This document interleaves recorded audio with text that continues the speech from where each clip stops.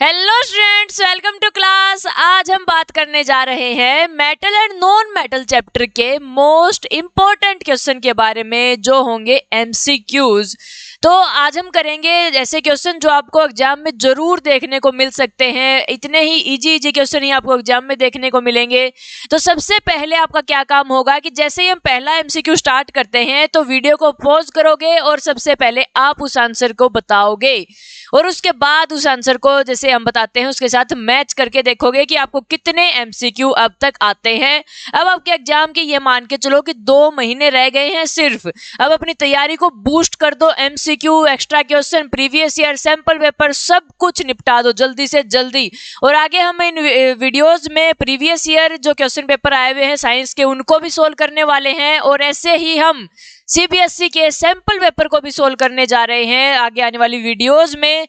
तो उससे पहले जब हम क्या करें, सैंपल पेपर को सोल्व करें, उस टाइम पे आपकी इतनी तैयारी होनी चाहिए कि क्वेश्चन आप खुद बता रहे हो आंसर, ना कि हमें बताना पड़ रहा है। ठीक है, तो सैंपल पेपर आपकी तैयारी को बढ़ाने के लिए होते हैं। वो होते हैं जैसे आप टाइम कितना कंज्यूम कर रहे हो, वो आपका टाइम कम करने के लिए प्रैक्टिस होती है। पेपर कैसे देते हैं, कैसे एग्जाम में राइटिंग होनी चाहिए, स्टाइल क्या होता है लिखने का, ये सारी चीजें आपको इन वीडियोस में आपको बताई जाएगी। और उससे पहले आपकी सारी तैयारी होनी चाहिए। पूरे सिलेबस से एक बार आप गो थ्रू हो जाओ जल्दी से जल्दी, उसके बाद हम सैंपल पेपर स्टार्ट करने जा रहे हैं। तो आज हम देख लेते हैं मेटल ऑन मेटल के एमसीक्यू के बारे में। तो चलिए सबसे पहले हम स्टार्ट करते हैं। The pair which reaction is will show displacement.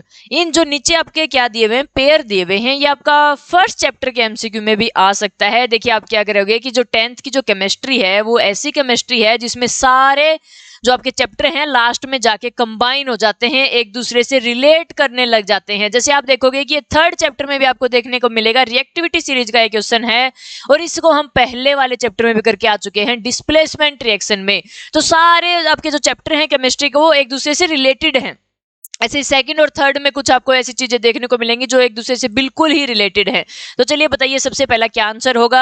Displacement reaction के लिए क्या होता है, एक पावरफुल हमारे पास क्या होना चाहिए, मोस्ट रिएक्टिव एलिमेंट होना चाहिए और दूसरा क्या होना चाहिए, उससे कम रिएक्टिव होना चाहिए।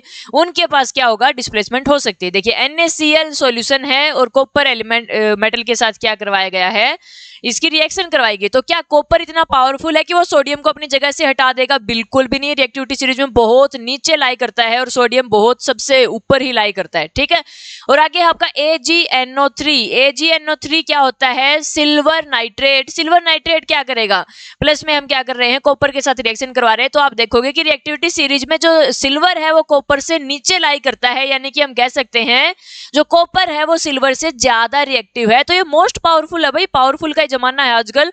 तो क्या हो जाएगा, यहाँ पे कॉपर नाइट्रेट बना देगा और आपका प्लस में क्या आ जाएगा, सिल्वर बाहर निकाल देगा। तो हम कह सकते हैं कि दूसरी जो है ये तो पक्का ही क्या है, डिस्प्लेसमेंट रिएक्शन है। एक तो हमें मिल गया है, बाकी हम देख लेते हैं बाकी कौन कौन से इसमें से नीचे वाले में से है या नहीं है।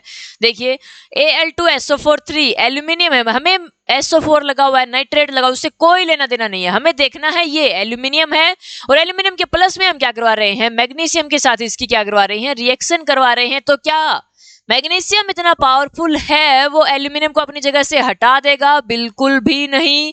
एल्यूमिनियम है वो मैग्नीशियम से ऊपर लाई करता है रिएक्टिविटी सीरीज में, तो मैग्नीशियम में इतनी पावर नहीं है कि वो क्या कर दे, एल्यूमिनियम को अपनी जगह से हटा दे। तो ये तो बिल्कुल भी हमारा आंसर नहीं हो सकता।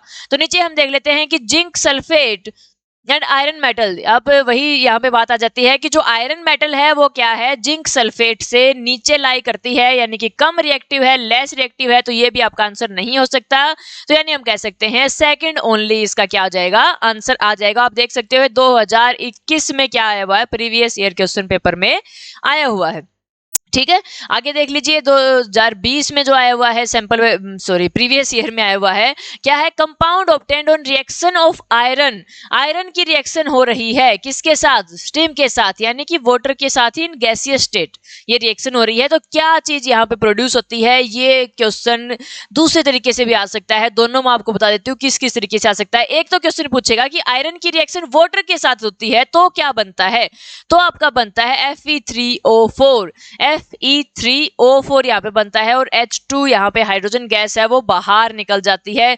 यहाँ पे आप याद रखो कि Fe3O4 है और यही सेम क्वेश्चन अगर पूछ ले आयरन की रिएक्शन विद ऑक्सीजन तो वो क्या हो जाता है Fe2O3। यहाँ पे क्या है Fe2O3 है और यहाँ पे फेरिक ऑक्साइड आपका आयरन ऑक्साइड यहाँ पे देखने को मिल सकता है। लेकिन क्या है डिफरेंस इतना है, यहाँ पे Fe2O3 है और जब भी वाटर के साथ स्टीम के साथ रिएक्शन करता है तो Fe3O4 आपको देखने को मिलेगा। इन दोनों में कंफ्यूज नहीं होना है, ठीक है। तो आपके देख सकते हो कि आयरन की रिएक्शन स्टीम के साथ बताई थी तो बी ऑप्शन आपका क्या हो जाएगा, करेक्ट आंसर हो जाएगा। ये दोनों क्वेश्चन आ सकते हैं। अब ये आया था, अब की बार क्या पता दूसरा आ जाए, ऑक्सीजन के साथ रिएक्शन पूछ ले, ठीक है। आगे देखिए भाई, ये आपका फर्स्ट आपका जो चैप्टर है उसमें भी ये एमसीक्यू आया हुआ है और हमने उस वीडियो में भी करवाया था। यहाँ पे फिर से क्यों लिया गया है, सिर्फ यही दिखाने के लिए कि जो पहला और थर्ड चैप्टर है वो काफी हद तक उनके एमसीक्यूज मैच होते हैं, ठीक है। देखिए क्या होता है, आयरन की नेल को डिप किया गया है, आयरन की कोई नेल थी उसको डिप कर दिया कॉपर सल्फेट सॉल्यूशन में। देखिए क्या होता है, आफ्टर 30 मिनट 30 मिनट के बाद हमने देखा कि it was observed that colour of solution change, जो कलर था सॉल्यूशन का वो चेंज हो चुका है। ये आप मानोगे नहीं, ये प्रीवियस ईयर 2024 में भी आया हुआ है, बिल्कुल सेम डिट्टो क्वेश्चन, ठीक है।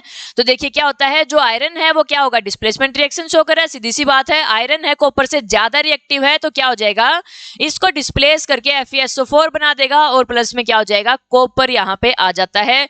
आप देखोगे कि जो कॉपर सल्फेट है उसका कलर कैसा होता है, ब्लू कलर होता है और जो आयरन सल्फेट होता है उसका कलर क्या होता है, लाइट ग्रीन कलर यहाँ पे आपको देखने को मिलेगा। और ये क्वेश्चन आपका 2 नंबर में भी आ सकता है। 2 नंबर में कैसे आएगा, सेम यही चीज पूछ लेंगे, ये पूछेंगे भाई कलर बताओ, कलर बताइए, इसका ब्लू था इसका ग्रीन था, ठीक है। अब इसमें आपका क्या हो जाएगा, ब्लू टू लाइट ग्रीन, इसका क्या हो जाएगा ऑप्शन यहाँ पे आपको देखने को मिल जाएगा। चलिए हम आगे देख लेते हैं। आगे क्या है, aluminium is used for making cooking utensils, cooking के जो बर्तन होते हैं उसको बनाने के लिए एल्यूमिनियम का यूज किया जाता है।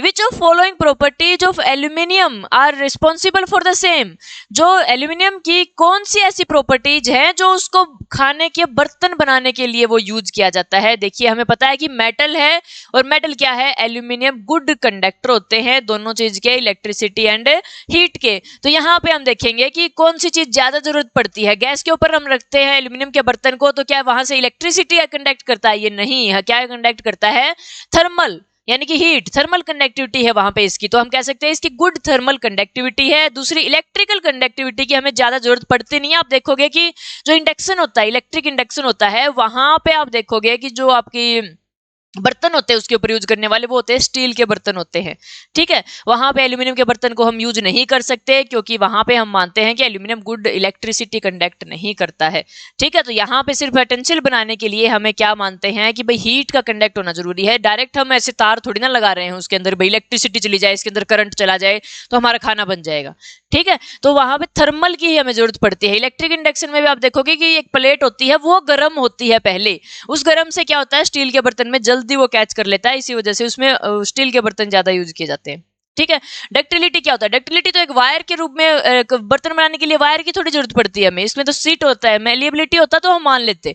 और क्या है, हाई मेल्टिंग पॉइंट। अगर कोई ऐसी चीज होती जो क्या है आपका, ऐसी चीज होती है जो मान लिया हीट के कांटेक्ट में आते ही पिघल जाती है, जैसे फ्यूज होता है टंगस्टन से बना होता है, वो जैसे ही हीट के कांटेक्ट में आया पिघल गया। ऐसे मान लिया एल्यूमिनियम होता है तो उसको जैसे ही हम गैस के ऊपर रखते हैं वो बर्तन पिघल जाते। तो क्या है, उसके लिए हाई मेल्टिंग पॉइंट होना जरूरी है। तो हम कह सकते हैं इसमें कौन कौन से आपका थर्मल कंडक्टिविटी का यूज होता है, इसकी हमें कोई जरूरत नहीं है। इसकी जरूरत क्यों नहीं है, बर्तन नहीं बनते ऐसे, ठीक है। वैसे ये सारी प्रॉपर्टी होती है एल्यूमिनियम की, लेकिन सिर्फ स्पेशल बर्तन बनाने के लिए पूछी गई है। और हाई मेल्टिंग पॉइंट होना बहुत जरूरी है। तो इसका हम कह सकते हैं फर्स्ट एंड फोर्थ कौन से में है, डी ऑप्शन इसका क्या हो जाएगा, करेक्ट आंसर हो जाएगा। चलिए आगे हम देख लेते हैं। रिएक्टिविटी सीरीज का आपका बहुत अच्छे से याद होने चाहिए, ठीक है। पहले कौन सा आता है बाद में कौन सा आता है रिएक्टिविटी सीरीज में, उससे ही आपके काफी हद तक क्वेश्चन सोल्व हो जाएंगे जो एमसीक्यू के हैं। डिस्प्लेसमेंट रिएक्शन भी उसी से सोल्व हो जाएगी, रिएक्टिविटी सीरीज कई बार पूछ लेते हैं वो भी उसी से सोल्व हो जाएगी। तो देखिए क्या होता है, जिंक, आयरन, मैग्नीशियम और सोडियम को रिएक्टिविटी सीरीज के हिसाब से लगवाया है असेंडिंग ऑर्डर्स में, यानी कि ये पूछा गया है कि कौन सा ज्यादा रिएक्टिव है कौन सा कम रिएक्टिव आपको देखने को यहाँ पे मिलता है। तो देखिए हमें पता है कि जो सबसे ऊपर आपका होते हैं वो होते हैं सोडियम एंड पोटेशियम, सबसे ऊपर होता है आपका पोटेशियम, फिर होता है आपका सोडियम, ऐसे नीचे आते जाएंगे हमारा क्या आता जाएगा, जैसे एल्यूमिनियम हो गया, देखिए क्या है sodium, potassium, sodium, calcium, aluminium, magnesium, zinc, iron, ऐसे हमारे होते हैं। ठीक है, हमें यहाँ तक की जरूरत है, आगे आप रिएक्टिविटी सीरीज कर लोगे। कॉपर, मरकरी, ऐसे गोल्ड, सिल्वर ऐसे होते हैं। देखिए इसमें कौन सी हमें जरूरत पड़ेगी, सबसे ऊपर कौन सा है, सोडियम है। ठीक है, सबसे ऊपर सोडियम कौन सा है, इसमें है, इसमें है, इसमें है। उसके बाद देख लेते हैं हम, उसके बाद आपका आया मैग्नीशियम, कैल्शियम और एल्यूमिनियम। उसके बाद हमारे पास क्या है, मैग्नीशियम, मैग्नीशियम दूसरे नंबर पे आया। ठीक है, दूसरे नंबर पे मैग्नीशियम इसमें है और इसमें, ये ऑप्शन तो अपने आप कट हो गए। थर्ड नंबर पे हमारा कौन सा है, थर्ड नंबर पे नीचे आते जाएंगे, जिंक हमें देखने को मिलता है और जिंक इसी ऑप्शन में आपको देखने को मिलेगा। तो ऑप्शन आपका डी कौन सा हो जाएगा, करेक्ट ऑप्शन हो जाएगा। इसके लिए आपको रिएक्टिविटी सीरीज आनी चाहिए, बहुत अच्छे से आपको याद होनी चाहिए। आगे हम देख लेते हैं कि non metal form covalent chloride because, जो आप देखोगे कि जो फोर्थ चैप्टर हम करेंगे उसमें क्या है कि जो नॉन मेटल होते हैं वो कोवेलेंट कंपाउंड बनाते हैं, ना कि आयोनिक कंपाउंड। आयोनिक कंपाउंड क्या होते हैं, जो मेटल एंड नॉन मेटल के बीच में बनाए जाते हैं, यानी कि शेयरिंग होती है, सॉरी यहाँ पे क्या होती है, डोनेट कर देते हैं इलेक्ट्रॉन को। ठीक है, इलेक्ट्रॉन का क्या हो जाता है, यहाँ पे ट्रांसफर हो जाता है। ट्रांसफर करके इस यहाँ पे पॉजिटिव और नेगेटिव चार्ज यहाँ पे मेटल पे और यहाँ पे नॉन मेटल पे आपको नेगेटिव चार्ज देखने को मिलता है। ये कैसे हुआ, ट्रांसफर ऑफ इलेक्ट्रॉन्स की वजह से आयंस वहां पे आ जाते हैं। लेकिन जो आपके नॉन मेटल हैं वो क्या होते हैं, अगर नॉन मेटल के साथ हम रिएक्शन करवाएंगे तो क्या होता है, तो वहां पे दोनों ऐसी सिचुएशन बन जाती हैं कि दोनों ही नॉन मेटल हो गई और दोनों नॉन मेटल क्या करती हैं, हमेशा इलेक्ट्रॉन लेती हैं और दोनों ही लेने वाली होगी, देने वाला कोई है ही नहीं। तो क्या हो जाएगा, यहाँ पे ये साझेदारी में बात करते हैं कि भाई चलो कोई नहीं, कोई देने वाला हमारे पास है नहीं, तो हम क्या कर लेते हैं, शेयर कर लेते हैं इलेक्ट्रॉन को। जब आपको जरूरत पड़ेगी तब आप ले लेना, हमें जरूरत पड़ेगी जब मैं ले लूंगा।